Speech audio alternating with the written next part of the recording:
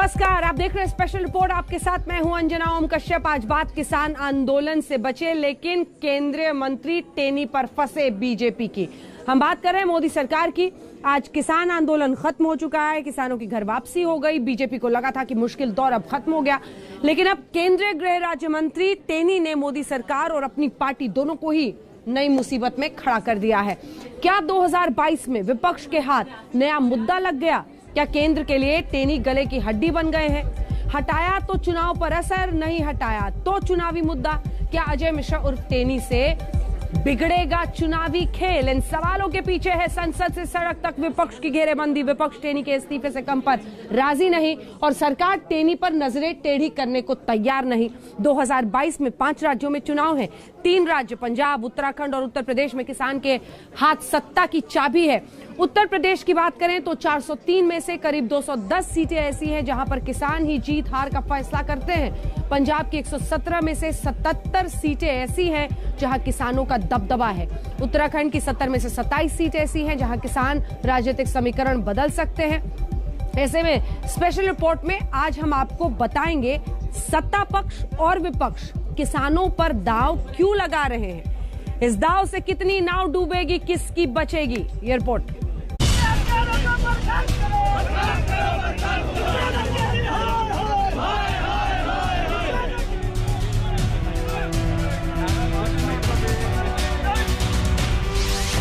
विपक्ष का वार, घिरी मोदी सरकार। यहाँ आपके मंत्री हैं, उन्होंने किसानों को मारा है, उनको इस्तीफा देना चाहिए। आज कांग्रेस पार्टी के जो मेंबर्स है वेल में है, वो उधर से बोलना चाहते हैं, प्रश्न करना चाहते हैं। ठीक नहीं, उनके मेंबर वापस बुलाने दो। वो ये कैसे हो सकता है? वेल में भी रहेंगे और बात भी करना चाहते हैं।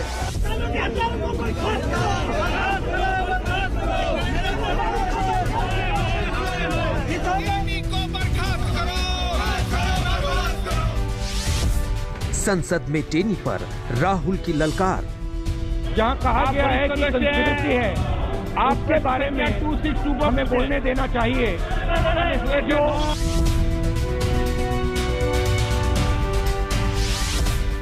मोदी विरोधी गुट को एजेंडा मिला।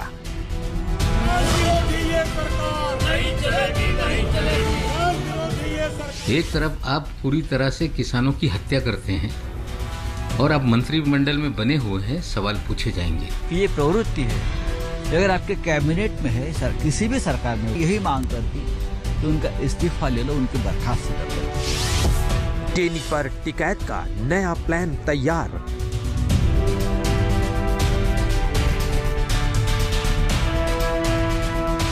सरकार को सोचना चाहिए उसके बारे में। जवाब तो सरकार को देना, बेइज्जती तो सरकार की हो रही है, उससे इस्तीफा लेना चाहिए। आंदोलन से बचे, टेनी पर फंसे।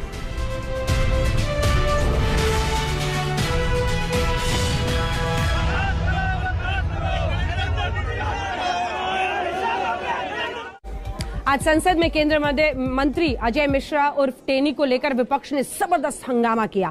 विपक्ष की यही मांग है कि किसानों से माफी मांग चुके प्रधानमंत्री अपनी सरकार के मंत्री टेनी की छुट्टी करें।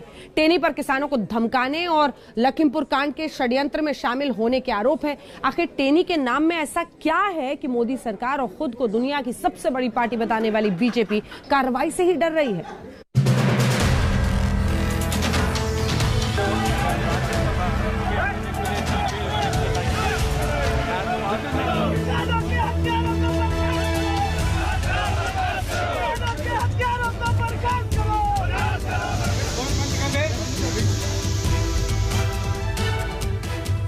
लखीमपुर खीरी और दिल्ली का अंतर क्या है? आज केंद्रीय गृह राज्य मंत्री अजय मिश्रा उर्फ टेनी के इन दृश्यों से आप समझिए।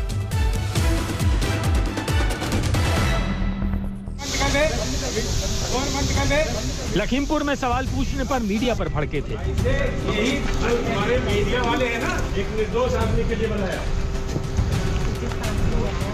शर्म नहीं आती है। लेकिन 24 घंटे बाद दिल्ली आए तो मीडिया के सवालों का डर ऐसा था कि दफ्तर में पीछे के दरवाजे से घुसे। सही सुना आपने, जिस मीडिया को कल हेकड़ी दिखा रहे थे, उसी मीडिया से आज छिपते छिपाते अपने ही दफ्तर में पहुंचे। ये वक्त का ही फेर है कि पिछले 24 घंटे पहले जो केंद्रीय गृह राज्य मंत्री पत्रकारों के साथ बदसलूकी करते हुए लखीमपुर खीरी में नजर आ रहे थे, वो 24 घंटे बाद दिल्ली में आए तो बदले बदले से नजर आ रहे थे सरकार। आखिर ऐसा क्या हुआ 24 घंटे बाद, उनको किस तरीके से बोला गया? वो पिछले दरवाजे से केंद्रीय गृह मंत्रालय में आए और इसी पिछले दरवाजे से केंद्रीय गृह मंत्रालय के बाहर गए। अजय मिश्रा उर्फ टेनी जिस वक्त नॉर्थ ब्लॉक में अफसरों के साथ मीटिंग कर रहे थे, ठीक उसी वक्त संसद में हंगामा बरपा था। मेंबर से वेल में है, वो उधर से बोलना चाहते हैं, प्रश्न करना चाहते हैं, ठीक नहीं, उनके मेंबर वापस बुलाने दो। मंत्री जी के घर के बाहर जबरदस्त प्रदर्शन चल रहा था। के मसले पर यहाँ पर जो है प्रदर्शन चल रहा है और अजय मिश्रा टेनी जो कि एमओएस होम है, उनके रेजिग्नेशन की मांग कर रहे हैं। यहाँ पर आप देख सकते हैं। तो यूपी विधानसभा के बाहर विपक्ष मोदी सरकार से टेनी का हिसाब मांग रहा था।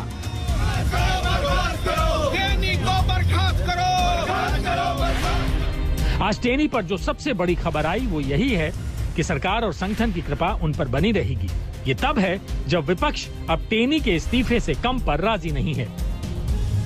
जो लखीमपुर खीरी में हत्या हुई है और जो मंत्री का इन्वॉल्वमेंट है उसमें माननीय सदस्य जहाँ कहा गया है कि कंस्पिरेसी है, आपके बारे में 262 हमें बोलने देना चाहिए।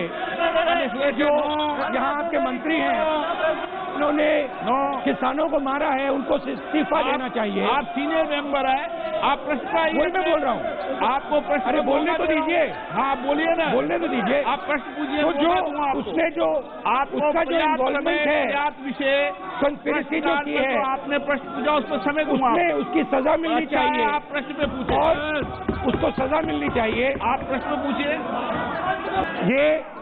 ये जो मंत्री है, इसको आप प्रश्न पे बोले। आप पहले प्रश्न नंबर बोले, सरकार से निकाल देना चाहिए। नो, ये क्रिमिनल है और इसको इसके खिलाफ कार्रवाई होनी चाहिए। 263। विपक्ष का सवाल यही है कि 12 निलंबित सांसदों पर सरकार माफी मंगाने पर अड़ी हुई है, लेकिन किसानों को गाड़ी से कुचलने वाले बेटे के पिता यानी मंत्री जी के बचाव में क्यों खड़ी है।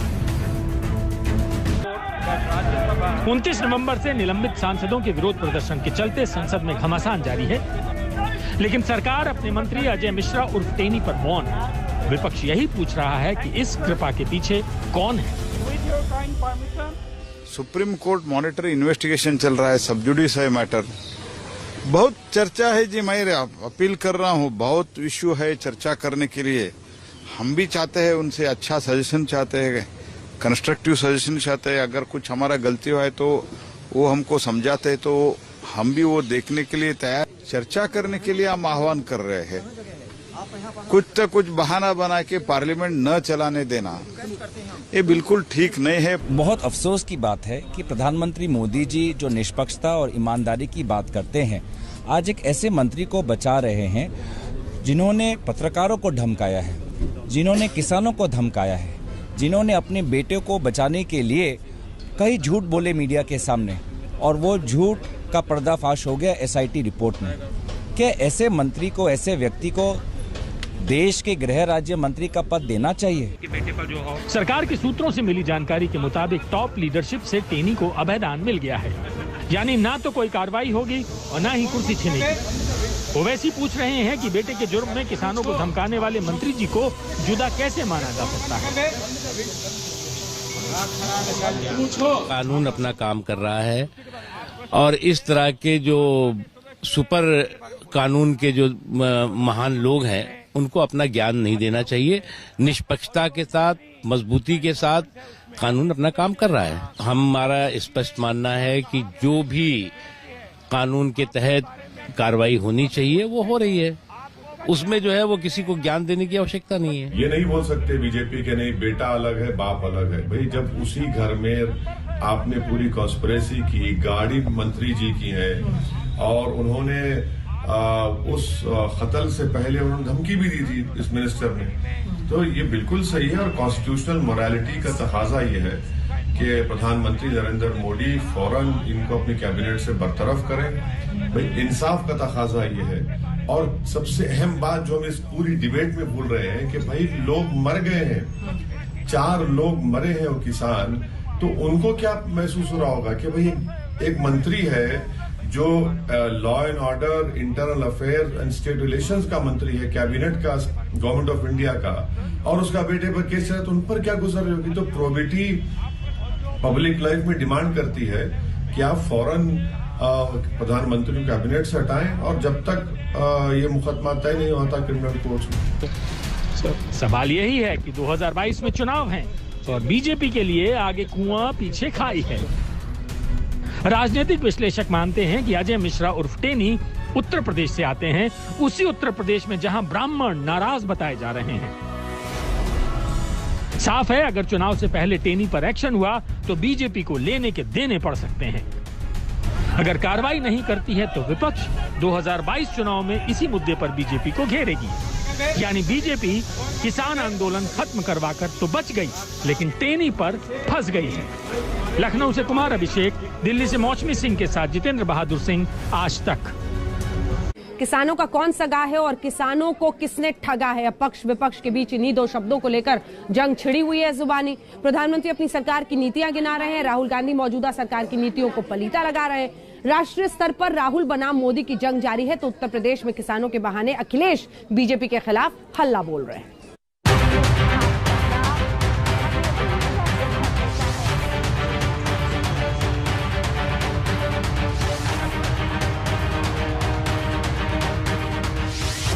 दो 2022 की चुनावी बिसात पर शह और मात का खेल शुरू हो चुका है। उत्तर प्रदेश में पूरब से लेकर पश्चिम तक किसानों का रुख नई सरकार की तकदीर तय करेगा। यानी 2022 में किसानों पर दांव ही सियासी दलों की नाव पार लगाएगा। आज प्रधानमंत्री मोदी ने खाद्य प्रसंस्करण पर हुए राष्ट्रीय शिखर सम्मेलन के जरिए किसानों को बड़ा संदेश दिया। बीते 6-7 साल में बीज से लेकर बाजार तक किसान की आय को बढ़ाने के लिए एक के बाद एक अनेक कदम उठाए गए हैं। मिट्टी की जांच से लेकर सैकड़ों नए बीज तैयार करने तक, पीएम किसान सम्मान निधि से लेकर लागत का 1.5 गुना एमएसपी करने तक। प्रधानमंत्री ने गुजरात में हुए राष्ट्रीय शिखर सम्मेलन में अपनी नीति और नियत समझाई, तो वहीं दिल्ली से देहरादून पहुंचे राहुल गांधी ने मेगा रैली से किसानों के बहाने मोदी पर निशाना साधा। काले कानून,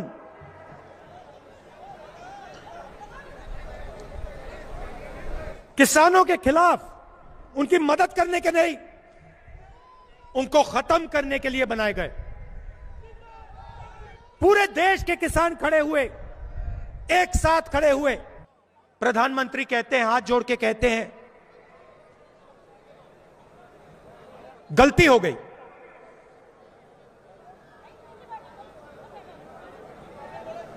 माफी मांगता हूं। और फिर माफी मांगने के बाद जो 700 किसान शहीद हुए, उनके बारे में बीजेपी के लोग पार्लियामेंट में कहते हैं कि कोई शहीद नहीं हुआ।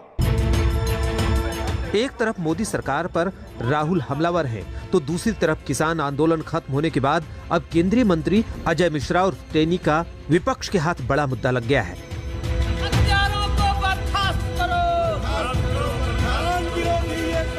इस विरोध के सियासी मायने, दरअसल पूरब और पश्चिम में किसान बीजेपी का खेल बिगाड़ सकते हैं। अगर बात पश्चिमी यूपी की करें तो 2014 से लेकर 2019 तक हुए 3 चुनावों में प्रचंड जीत मिली। सवाल यही कि किसान आंदोलन खत्म होने के बाद क्या क्रोध भी खत्म हुआ है? अगर विधानसभा के चुनाव को देखें तो पश्चिमी यूपी में 2012 में 136 सीटों में सबसे बड़ी पार्टी एसपी थी, जिसके खाते में 58 सीटें आई। दूसरे नंबर पर 39 सीट के साथ बीएसपी, तीसरे नंबर पर 20 सीट के साथ बीजेपी थी। 9 सीट राष्ट्रीय लोकदल ने और 8 सीट कांग्रेस ने जीती थी। लेकिन 2017 में बीजेपी ने सबका सुपड़ा साफ कर दिया, 103 सीटें जीती, जबकि समाजवादी पार्टी ने 27 सीट, बाकी बची पार्टियां 6 सीटों में सिमट गई। तो वहीं लोकसभा के रिजल्ट को देखें तो 2014 में बीजेपी ने 27 में से 25 सीटें जीती थी, तो 2019 में 20 सीट, क्योंकि 7 सीटें बीएसपी और समाजवादी पार्टी के गठबंधन के खाते में गई। पश्चिमी यूपी में किसान निर्णायक रोल में है, लेकिन किसानों के नेता राकेश टिकैत के तेवर अब भी तल्ख हैं। हम तो कह रहे हैं कि उसकी मार्केटिंग बता दो कहाँ है, और प्राकृतिक खेती में लागत तो किसानों को कर लगा। वहीं पूरब में बीजेपी का खेल बिगाड़ने के लिए अखिलेश और राजभर की जोड़ी ताल ठोक रही है। बीजेपी को घेरने के लिए मुद्दा किसान है। ये बात अब साफ हो गई है कि आरोप और जो सवाल खड़े थे कि जो गृह राज्य मंत्री हैं उनके बेटे और उनके ही भारतीय जनता पार्टी के समर्थकों ने इतना बड़ा कांड किया है, आज जांच के बाद पूरी सच्चाई सामने है। अब भारतीय जनता पार्टी को उनके गृह राज्य मंत्री को इस्तीफा देना चाहिए। पूर्वांचल में 167 विधानसभा सीटें आती हैं। 2017 में बीजेपी ने क्लीन स्वीप करते हुए 117 सीटें जीती थी। समाजवादी पार्टी ने 17 सीट, बीएसपी ने 14 सीट, कांग्रेस ने 2 सीट, जबकि अन्य के खाते में 17 सीटें आई थी। उस वक्त राजभर बीजेपी के साथ थे, लेकिन इस बार अखिलेश के साथ है। भारतीय जनता पार्टी के कारनामे को पिछड़ा समझ गया है।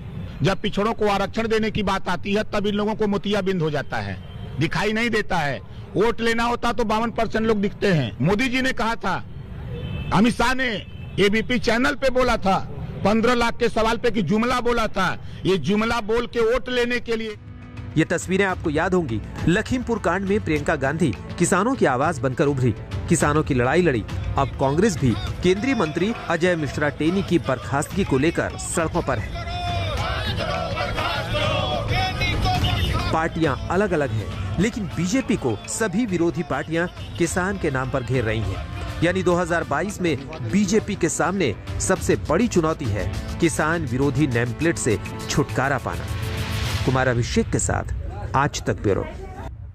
आपने नेताओं की बात सुनी, आपने किसानों और लखीमपुर खीरी पर सियासत देखी, लेकिन अब हम आपको सीधे लखीमपुर से ग्राउंड रिपोर्ट दिखाते हैं, उन परिवारों से मिलवाते हैं जो लखीमपुर कांड के शिकार बने। आखिर इस कांड के पीड़ित क्या चाहते हैं, इंसाफ कितना मिला है और कितना बाकी है।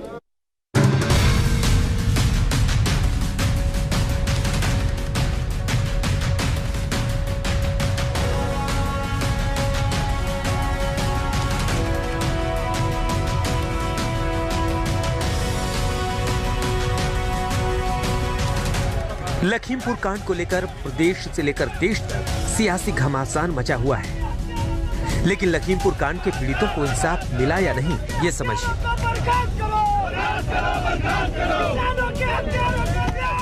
लखीमपुर हिंसा में मारे गए किसानों के मामले में पुलिस की तफ्तीश में साफ हुआ है कि यह कोई हादसा नहीं, एक सोची समझी साजिश के तहत की गई वारदात थी। क्या है लखीमपुर में उन परिवारों के हालात, हम पहुंचे हैं। इस पूरी हिंसा में मारे गए किसान नक्षत्र सिंह के गांव में, ये गांव है लखीमपुर का, नामदार पुरवा है। यहां पर नक्षत्र सिंह का पूरा परिवार रहता है। हम चलते हैं, उनके परिवार से जानेंगे और क्या लगता है उनको न्याय मिल रहा है। ये मृतक नक्षत्र सिंह का परिवार है। बेटे जगजीत को लगता है कि न्याय तभी मिलेगा जब केंद्रीय गृह राज्य मंत्री अजय मिश्रा का इस्तीफा होगा।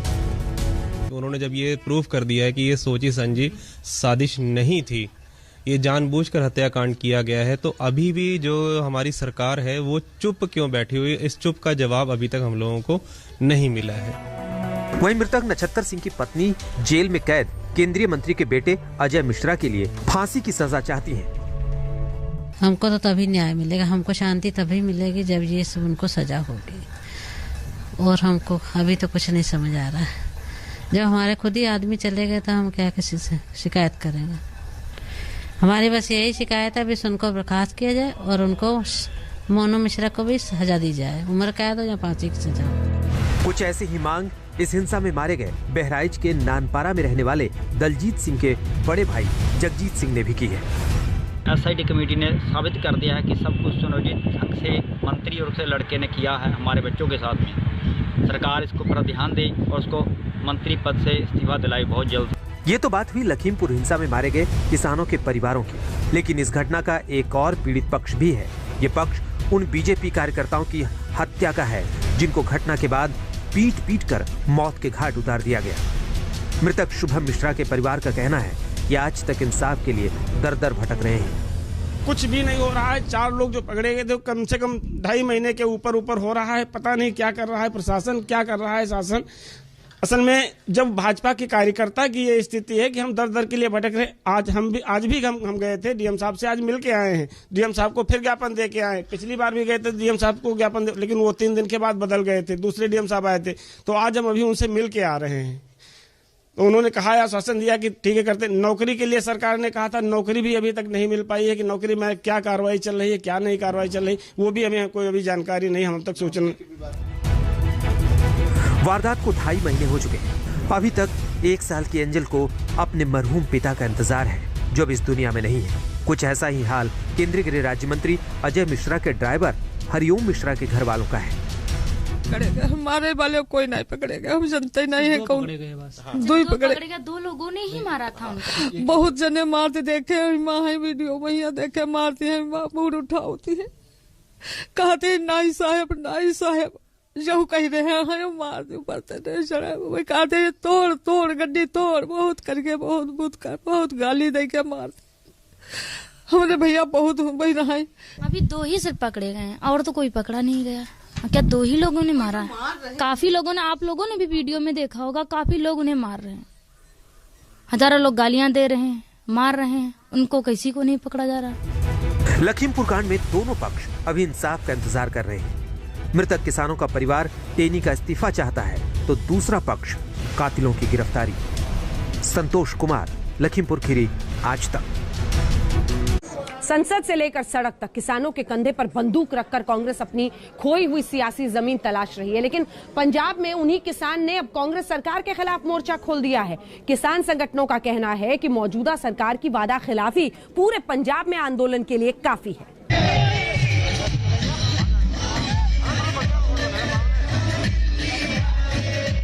दिल्ली बॉर्डर पर डटे किसानों की घर वापसी हो गई है, लेकिन घर वापसी के साथ पंजाब कांग्रेस सरकार के सामने नई चुनौती खड़ी हो गई है।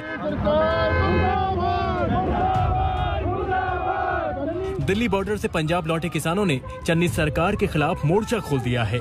आरोप है वादा खिलाफी का। दरअसल कई मुद्दों को लेकर किसान संगठनों के साथ मुख्यमंत्री चरणजीत सिंह चन्नी की 17 दिसंबर को बैठक होनी थी, लेकिन चन्नी ने 17 दिसंबर को तय मीटिंग रद्द कर तारीख बदल दी। सीएम के इसी फैसले से किसान संगठन नाराज हैं। किसान नेता बलबीर राजेवाल ने इस बैठक का बहिष्कार करने की धमकी दी है। ਹੁਣ ਇੱਕ ਅੱਧੀ ਜਥੇਬੰਦੀ ਪਿੱਛੇ ਸਾਰੀਆਂ ਨੂੰ ਕਾਟ ਮਾਰਨਾ ਮੈਂ ਸਮਝਦਾ ਇਹ ਬਹਾਨਾ ਭਾਲਣ ਵਾਲੀ ਗੱਲ ਹੈ। ਅਸਲ ਵਿੱਚ ਇਲੈਕਸ਼ਨ ਕੋਡ ਲੱਗ ਜਾਣਾ ਹੈ, ਸਰਕਾਰ ਦੇ ਬੱਲੇ ਵੀ ਕੁਝ ਨਹੀਂ, ਐਵੇਂ ਸਾਡਾ ਸਮਾਂ ਬਰਬਾਦ ਕਰਨਗੇ। ਇਸ ਕਰਕੇ ਅਸੀਂ ਉਸ ਮੀਟਿੰਗ ਵਿੱਚ ਜਿਹੜੀ ਹੁਣ ਨਵੀਂ 20 ਤਰੀਕ ਦੀ ਕੀਤੀ ਅਸੀਂ नहीं जाओगे। किसान संगठनों का आरोप है कि संसद से लेकर सार्वजनिक मंचों पर कांग्रेस किसानों की बात करती है, लेकिन पंजाब में कांग्रेस की सरकार है, वहाँ किसान बदहाल हैं। कर्ज माफी से लेकर आंदोलन के दौरान प्राण गंवाने वालों को मुआवजा देने का ढिंढोरा राहुल गांधी ने पीटा, लेकिन किसानों के हाथ फूटी पाई नहीं लगी। मैं सरवण सिंह पंदेर, किसान मजदूर संघर्ष कमेटी का सूबा जनरल सेक्रेटरी बोल रहा हूं। और 20 दिसंबर को किसान मजदूर संघर्ष कमेटी पंजाब पूरे पंजाब में रेल रोको आंदोलन चलाएगी। उसमें पंजाब से संबंधित मांगे, जैसे कर्जा माफी की बड़ी मांग है हमारी, और इनके साथ अन्य मांगे बहुत सी हैं। जिस तरह से राहुल गांधी जी पार्लियामेंट में कह रहे थे शहीदों को मुआवजा दिया उनकी सरकार ने, हमारे पास बहुत से नाम है, अभी तक उनको ना तो मुआवजा मिला ना नौकरी मिली है। ये तस्वीरें पंजाब के उन परिवारों की हैं जो कर्ज के जंजाल में अपने प्राण गंवा चुके हैं। सरकार ने कर्ज माफी का दावा किया। जमीनी हकीकत यह है कि ज्यादातर किसानों के परिवार सिर्फ और सिर्फ दफ्तरों के चक्कर काट रहे हैं। ना तो इनकी बदहाली की तस्वीर बदली और ना ही इनकी रूठी तकदीर। किसान संगठनों का कहना है कि अगर पंजाब सरकार ने 2017 में किए अपने वादे पूरे नहीं किए, किसानों की कर्ज माफी नहीं की, तो चुनाव से पहले पूरे पंजाब में बड़ा आंदोलन होगा। मंजीत सहगल के साथ आज तक ब्यूरो। स्पेशल रिपोर्ट बिना ब्रेक नहीं ले रहे हैं। आइए देखते हैं इस वक्त की हेडलाइंस और उसके बाद ओमिक्रॉन आया, तीसरी लहर का खौफ लाया। अब बात ओमिक्रॉन की। 31 जनवरी 2020 को भारत में कोरोना का पहला मामला सामने आया था। आज से 15 दिनों के बाद हम एक नए साल में प्रवेश कर जाएंगे, लेकिन एक चीज जो नहीं बदली वो है कोरोना वायरस का आतंक। कोरोना से हालत सुधर ही रहे थे कि साउथ अफ्रीका से आए नए वेरिएंट ओमिक्रॉन ने धड़कने बढ़ा दी हैं। साउथ अफ्रीका से निकला ओमिक्रॉन अब तक दुनिया के 77 देशों में फैल चुका है और भारत में ओमिक्रॉन की जो रफ्तार है तीसरी लहर का खौफ पैदा कर रही है।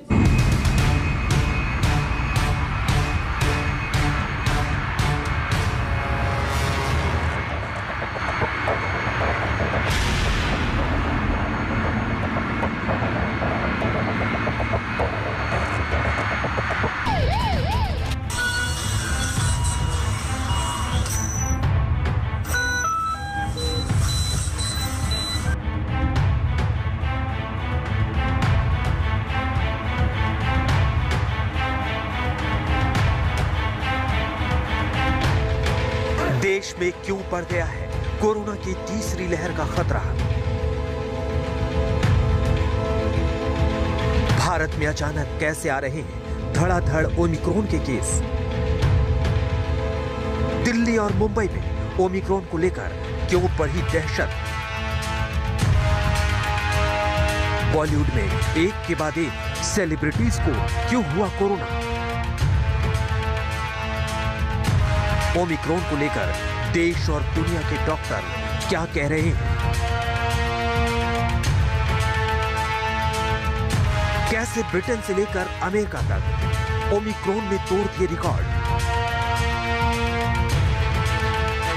अब तक दुनिया के कितने देशों में फैल चुका है ओमिक्रॉन? ये तो आप जानते हैं, कोरोना का ये नया वेरिएंट बहुत तेजी से फैल रहा है। भारत में ओमिक्रॉन के मरीजों की संख्या लगातार बढ़ती जा रही है। एक्सपर्ट्स देश को आगाह कर रहे हैं, अभी भी वक्त है, संभल जाओ। महाराष्ट्र, राजस्थान, दिल्ली ओमिक्रॉन के मामलों में तेजी से इजाफा हुआ। पश्चिम बंगाल के मुर्शिदाबाद से एक डराने वाली खबर है। यहाँ एक 7 साल के बच्चे में ओमिक्रॉन वेरिएंट मिला है। ये बच्चा अबू धाबी के रास्ते हैदराबाद से आया था। इससे पहले महाराष्ट्र में 1.5 साल की बच्ची ओमिक्रॉन से संक्रमित मिली थी। कोरोना की दूसरी लहर के बाद विशेषज्ञ लगातार इस बात को कह रहे थे कि कोरोना की तीसरी लहर में बच्चे सबसे ज्यादा प्रभावित होंगे। ऐसे में तीसरी लहर का डर दोगुना हो गया है।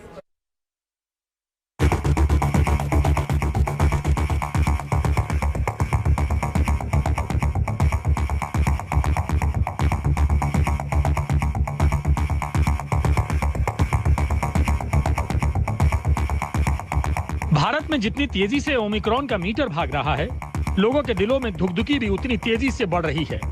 देखते ही देखते ओमिक्रॉन के केस बढ़ते जा रहे हैं।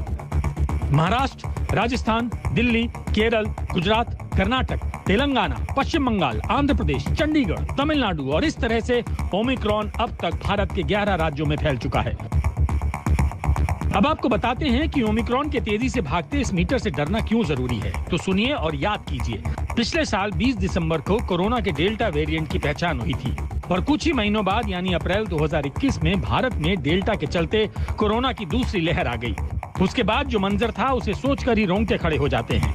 अस्पतालों के बाहर तड़पते लोग, जिंदगी की ऑक्सीजन के लिए भटकते लोग।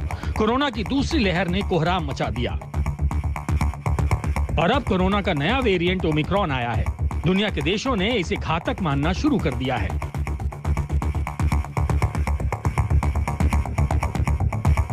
खास तौर से ब्रिटेन और अमेरिका में ओमिक्रॉन के नाम से भी लोग डरने लगे हैं, क्योंकि ब्रिटेन में ओमिक्रॉन ने रिकॉर्ड तोड़ दिया है। अमेरिका में भी केस दुगने हो गए हैं। जब ब्रिटेन और अमेरिका जैसे देश डर रहे हैं तो ओमिक्रॉन से बेहद सावधान रहने की जरूरत भारतवासियों को भी है और उसके पीछे वजह ये है। दिल्ली में फिर से ओमिक्रॉन के 4 नए केस आ गए हैं। महाराष्ट्र ओमिक्रॉन के 32 मामलों के साथ नंबर 1 पर है। राजस्थान में ओमिक्रॉन के केस बढ़कर 17 तक पहुंच गए हैं। हर रोज एक नए राज्य तक पहुंच रहा है ओमिक्रॉन वेरिएंट। कोरोना वायरस का ये सुपर स्प्रेडर वेरिएंट जितनी तेजी से देश में फैल रहा है वो चिंताजनक है। ये सिर्फ हम नहीं कह रहे हैं, WHO तो शुरू में ही ओमिक्रॉन को वेरिएंट ऑफ कंसर्न यानी चिंता वाला बता चुका है।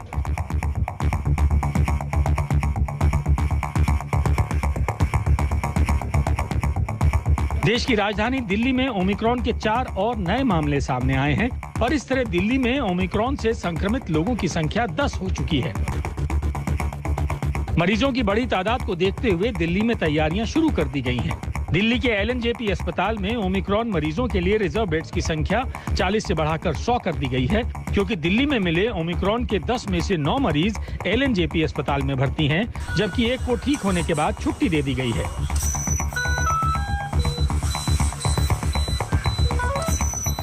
केसेस कंफर्म हो चुके हैं अभी तक, और जो केसेस हैं 10 कंफर्म है। LNJP में भी 40 लोग हैं, जो 38 पॉजिटिव हैं जी। और आज सुबह भी 8 पेशेंट और आए हैं एयरपोर्ट से। तो जो बाहर से पेशेंट आ रहे हैं, जो लोग आ रहे हैं, उनमें से चेक करने में काफी लोग अभी पॉजिटिव पाए।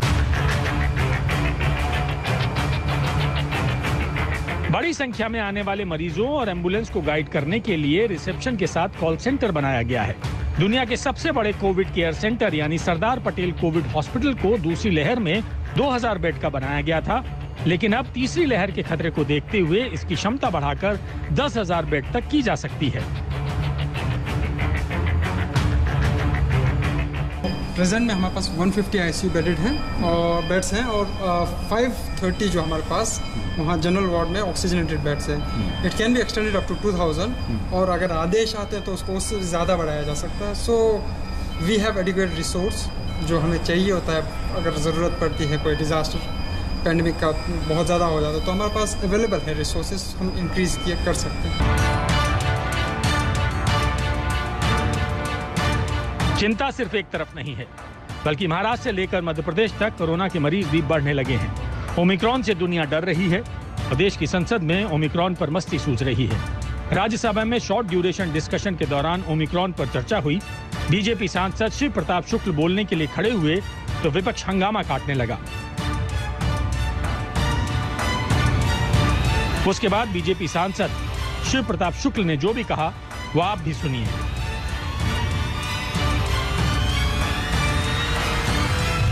हम सब ओमिक्रॉन पर चर्चा कर रहे हैं और हमारे सामने ही ओमिक्रॉन खड़ा है।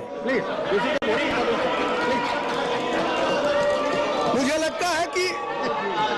लगता है कि संसद के लिए इससे बड़ा ओमिक्रॉन और कुछ हो ही नहीं सकता है कि जो संसद चलने ही नहीं दे रहा है। इस नाते इस पूरे लोकतंत्र को खतरा पैदा हो गया है इन ओमिक्रॉनों से। तो इन ओमिक्रॉनों को शांत करने के लिए आप भी बैठे हुए हैं, उसके बावजूद ये शांत नहीं हो रहे। समूचे देश को यह समझना होगा कि ओमिक्रॉन पर हंसने की नहीं बल्कि सोचने की जरूरत है, हंगामे की नहीं बल्कि प्लानिंग की जरूरत है, क्योंकि एक्सपर्ट्स अलर्ट कर रहे हैं कि फरवरी में ओमिक्रॉन भारत में पीक पर होगा। अगर नहीं संभले तो कोरोना की तीसरी लहर का खतरा और भी बढ़ जाएगा। दिल्ली से वरुण सिन्हा के साथ आज तक ब्यूरो। ओमिक्रॉन का खतरा बढ़ता जा रहा है। सबसे बड़ा अलर्ट महाराष्ट्र से आया है, जहां ओमिक्रॉन के सबसे ज्यादा केसेस हैं। उद्धव सरकार ने मुंबई में 31 दिसंबर तक धारा 144 लगा दी है। वहीं बॉलीवुड में फैलता कोरोना भी चिंता बढ़ा रहा है। अब संजय कपूर की बेटी शनाया कपूर भी कोरोना पॉजिटिव पाई गई हैं।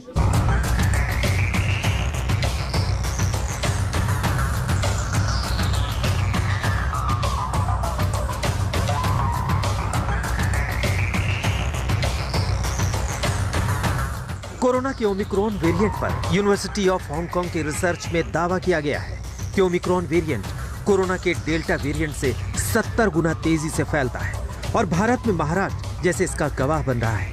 महाराष्ट्र में ओमिक्रॉन के अब तक 32 मामले सामने आ चुके हैं और ओमिक्रॉन के बढ़ते खतरे को देखते हुए मुंबई में न्यू ईयर तक धारा 144 लगा दी गई है।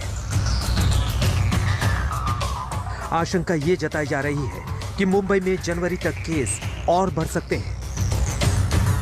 आज 16 दिसंबर से 31 दिसंबर की मध्य रात्रि तक मुंबई में धारा 144 लागू रहेगी, यानी 5 से ज्यादा लोग एक जगह पर अनावश्यक तरीके से जमा नहीं हो सकते। मुंबई पुलिस ने यह कार्रवाई इसलिए करी है क्योंकि मुंबई में कोविड की स्थिति जो है अब वो उतनी ज्यादा भी नहीं सुधरी है। कल मुंबई में 200 से ज्यादा नए केसेस सामने आए, संख्या 238 पर रही। ये कार्रवाई ओमिक्रॉन के बढ़ते हुए केसेस को देखते हुए भी करी गई है। जहां महाराष्ट्र में 32 केसेस हैं, वहीं ओमिक्रॉन केसेस मुंबई में ही 13 हैं।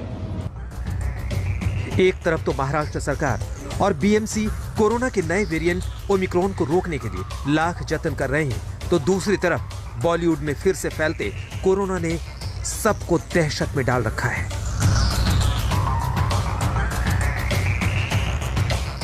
ये एक्टर संजय कपूर का घर है, जहां आज सुबह बीएमसी की टीम पहुंची और सैनिटाइजेशन में जुट गई।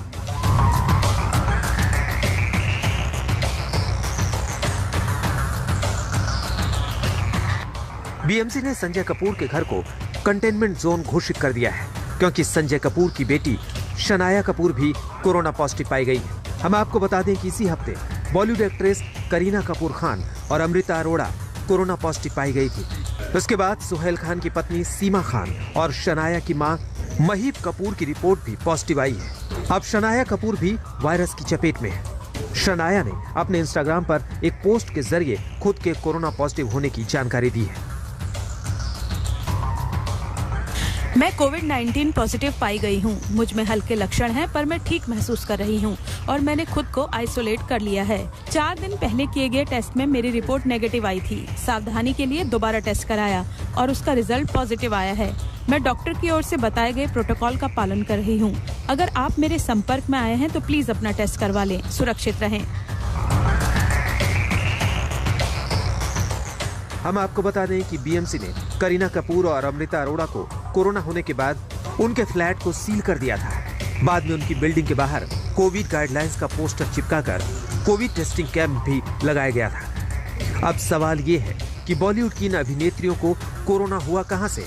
तो आपको बता दें कि हाल ही में करण जौहर ने कभी खुशी कभी गम के 20 साल पूरे होने पर पार्टी रखी थी। इस पार्टी में करीना, अमृता अरोड़ा, अर्जुन कपूर, करिश्मा कपूर, आलिया भट्ट, मलाइका अरोड़ा भी शामिल हुए थे। बीएमसी ने करण जौहर के घर कुल 40 लोगों का RT-PCR टेस्ट किया था। करण जौहर से पहले अनिल कपूर की बेटी रिया कपूर के घर पर भी पार्टी हुई थी, जिसमें करिश्मा कपूर और मलाइका अरोड़ा भी मौजूद थी। और अब संजय कपूर, अमृता अरोड़ा, सुहेल खान और करीना कपूर के घर तक वायरस फैल चुका है। सीमा के 10 साल के बेटे योहन और बहन ऋषा की रिपोर्ट भी पॉजिटिव आई है। करीना कपूर की मेड भी पॉजिटिव है। कोरोना से बॉलीवुड में हड़कंप मचा हुआ है। बीएमसी कॉन्टैक्ट ट्रेसिंग कर रही है, जिससे ये तमाम केस सामने आए हैं। बीएमसी पूरी तरीके से कोशिश कर रही है कि इस कॉन्टैक्ट ट्रेसिंग को अच्छे से किया जाए और जितने भी लोग उस पार्टी के बाद दूसरे लोगों से मिले हैं उनकी जानकारी इकट्ठा की जाए और तुरंत से तुरंत उनकी टेस्टिंग की जाए। अब मुंबई में बीएमसी के लिए डबल चैलेंज है। वो बॉलीवुड में फैलते हुए कोरोना की कॉन्टैक्ट ट्रेसिंग भी कर रही है और ओमिक्रॉन का कोई केस ना आए, इस पर भी नजरें गड़ाए हुए हैं। पारस दामा के साथ पंकज उपाध्याय, मुंबई आज तक।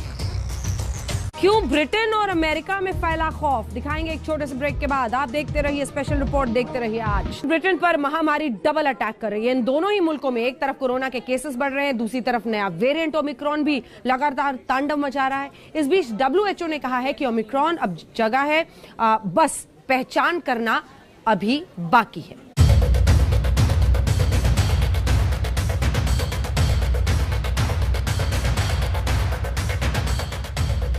कोविड-19 का नया वेरिएंट ओमिक्रॉन अब पूरे विश्व में तबाही मचा रहा है। विश्व स्वास्थ्य संगठन लगातार दुनिया को आगाह कर रहा है कि ओमिक्रॉन के फैलने की रफ्तार बहुत तेज है और अब यही वजह है कि ओमिक्रॉन अब दुनिया के 77 देशों में फैल चुका है।